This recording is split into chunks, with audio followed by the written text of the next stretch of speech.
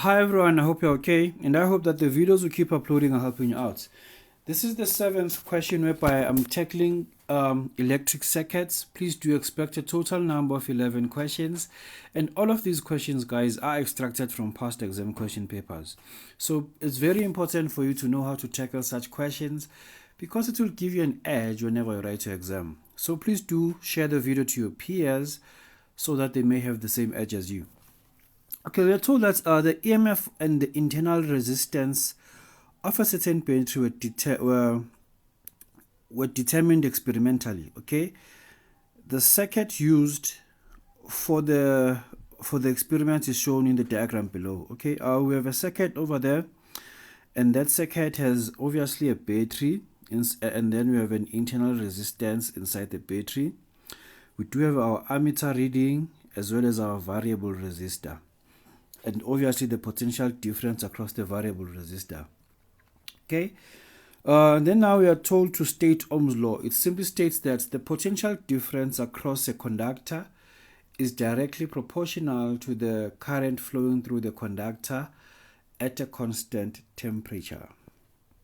Okay, then now we are told that the data obtained from the experiment is plotted on the attached graph sheet. We must draw the line of best fit through the plot through the plotted point, and we must ensure the line cuts both axes. If guys you come across something like this, now you'll obviously use a ruler and just make sure that your line should touch most of your points over there. Né?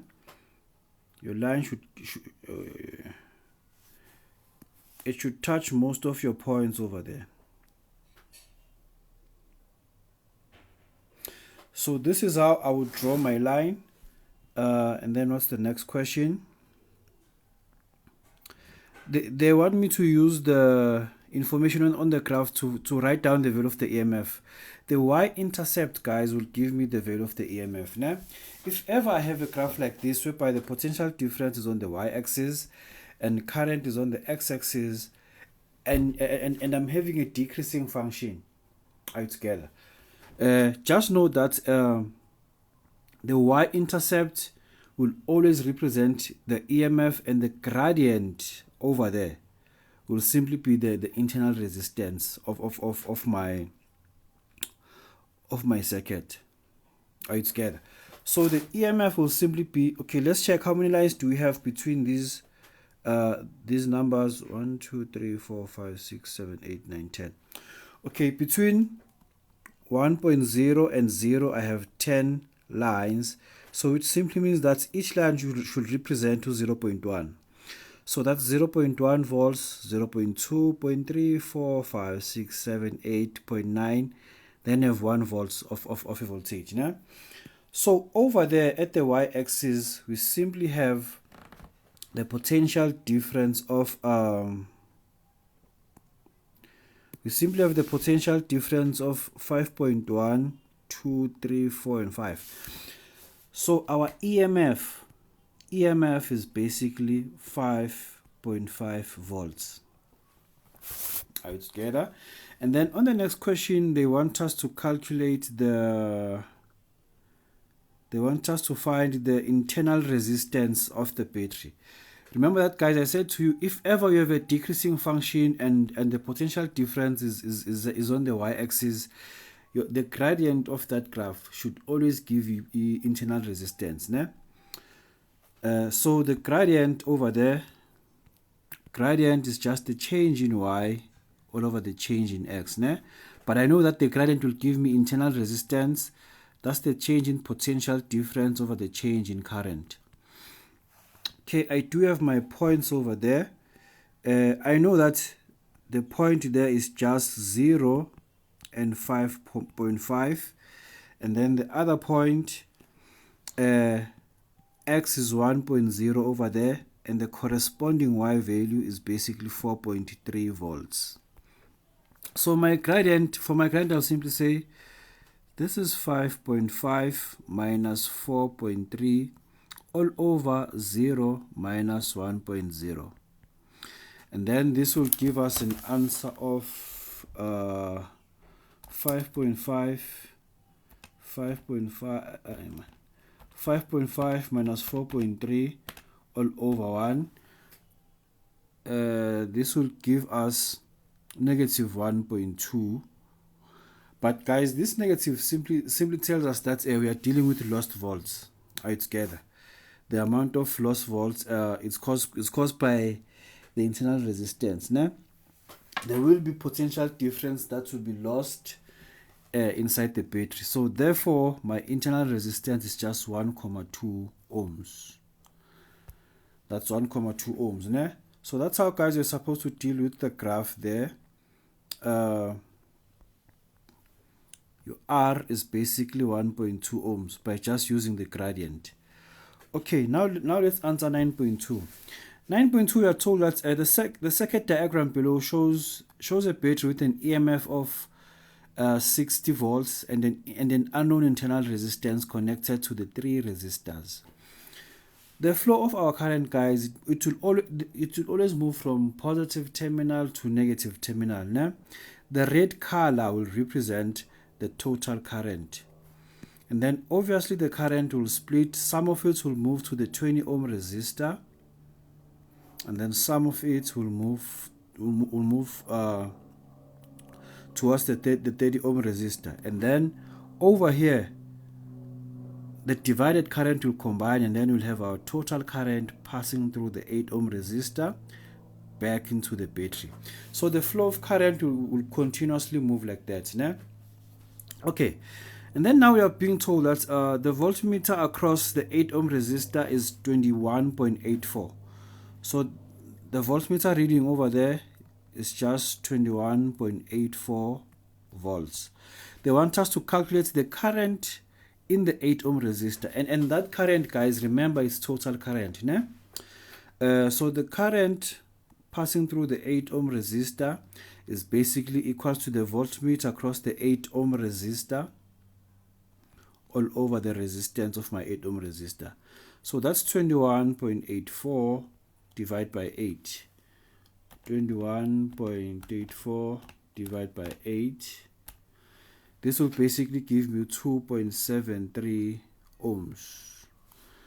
So the current passing through the 8 ohm resistor is my total current, and it is equals to 2.73 ohms. 2.73 ohms, right?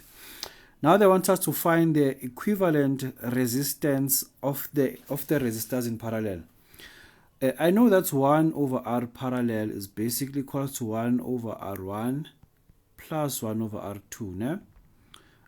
In this case, our R1 will be 30 ohms, our R2 will be 20. So 1 over R parallel will simply be 1 over 20 plus 1 over 30. And this will give me 1 over 12. So therefore, R parallel will simply be equal to 12 ohms. Are you together? Since 1 over R is equal to 1 over 12, when I flip the left hand side, I must also flip the right hand side for me to find R parallel. Né? So R parallel is just 12, is just equal to 12 ohms. R parallel is equal to 12 ohms. And then now they want us to calculate the internal resistance of the battery. I know that EMF is equals to I, then I have R external over there plus R internal. I know that my EMF is 60. The total current is 2.73, and then R external will simply be 8 ohms plus the combination of the parallel circuits. Are you together? So my R external will simply be 8 plus 12, which is 20 plus R.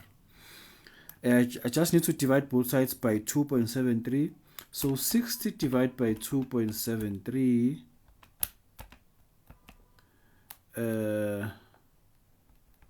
I'll get a huge number. But let me write it as a fraction. Is simply equals to 2000 divided by 91 is equals to 20 plus R. So therefore, R will be 2000 divided by 91 minus 20. This will simply give me an answer of 1.978 ohms. 978 ohms. So this will be my internal resistance. Ne? R will basically be 1.978 ohms. Then now they want us to calculate the heat dissipated in the external circuit. The heat dissipated in the external circuit in 0.2 seconds. Heat, remember that guys, heat is energy, right? And for us to calculate energy, we do have formulas. Work is equals to, what do we have? We can simply take V internal multiplied by I internal and time. Okay, how can I find V internal? I know that EMF is basically equals to I total times R external plus V internal. Ne? So that's 60 is equals to 2.73 multiplied by 20. Remember that guys, this thing over there is equals to V external. Ne? I know that my EMF will be divided into, the energy will be supplied in both the external circuit and the internal circuit. So that's what I'm doing there. Ne? I want to find V internal. So V internal is basically equals to 60 minus 2.73 times 20. 60 minus 2.73 times 20. And then this will give me the V internal to be equals to 5.4 volts. So this is the energy lost inside the battery. Alright, together. So for me to find the energy dissipated, or rather the total heat dissipated, my V internal will be equals to 5.4. The total current is 2.73. The amount of time is just 0.2. And then this was 5.4 times 2.73 as well as 0.2.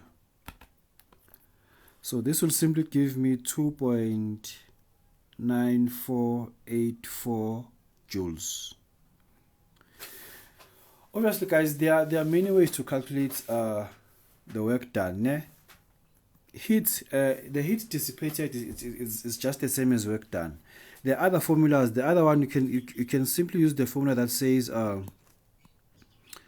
work is equals to total current squared multiplied by the internal resistance times the change in time. We do know the total current. It's 2.78. The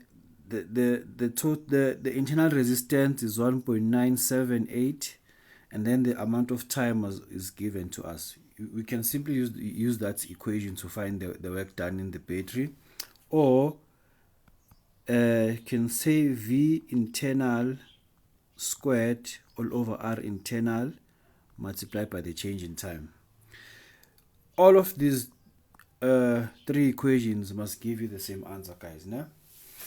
Yeah, so just stay tuned, guys, and wait for more videos. Thank you.